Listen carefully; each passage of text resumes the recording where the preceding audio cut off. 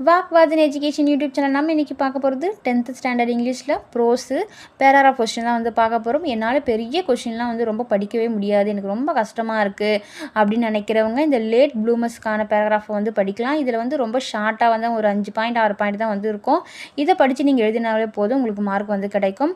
அதனால் இந்த மாதிரி வந்து சிம்பிளாக அது ரொம்ப படிக்க முடியல, எனக்கு ரொம்பவே கஷ்டமாக இருக்குது, எனக்கு மெமரி ஆக மாட்டேதுன்றவங்க இந்த பாயிண்ட்டை வந்து புரிஞ்சுக்கோங்க. அந்த ஸ்டோரியை வந்து அப்படியே கொஞ்சம் தெரிஞ்சுக்கிட்டு நீங்கள் படிச்சிங்கன்னா உங்களுக்கு ஈஸியாக வந்து எக்ஸாமில் எழுதுறதுக்கு ரொம்பவே ஈஸியாக வந்து இருக்கும்.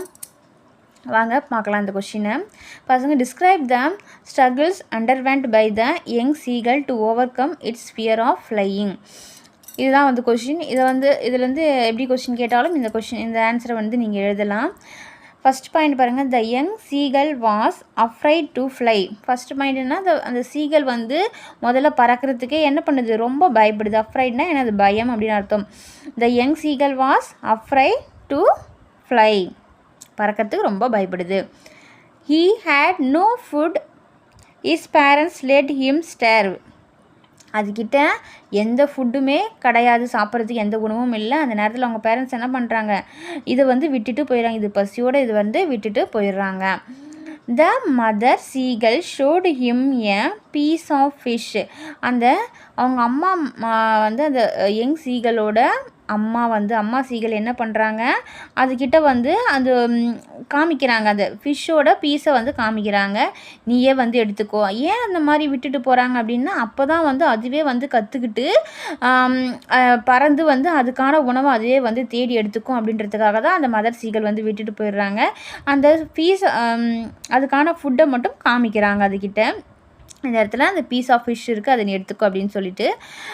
Due to his hunger he dived and flew towards it. அதோட பசி கொடுமையினால் பயந்த அந்த சீகல் என்ன பண்ணுது, அந்த பசியினால் அது டைவ் அடித்து அது பறந்து போய் அந்த ஃபிஷ்ஷை வந்து எடுத்துக்குது. thus he had made his first flight. அது பறந்து தான் அதோட முதல் ஃபஸ்ட்டு ஃப்ளைட்டுன்னு சொல்கிறாங்க. அந்த பசியினால் அது பறந்து தான் என்ன சொல்கிறாங்க, அதோட ஃபஸ்ட்டு ஃப்ளைட்டு அப்படின்னு சொல்கிறாங்க. அதுதான் இதோட ஆன்சர்.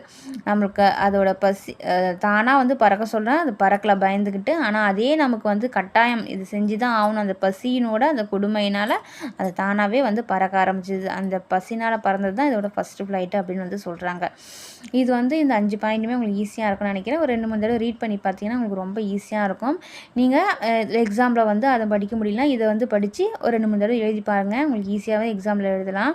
ஃபஸ்ட்டு பாருங்கள், the young seagull was afraid to fly, he had no food,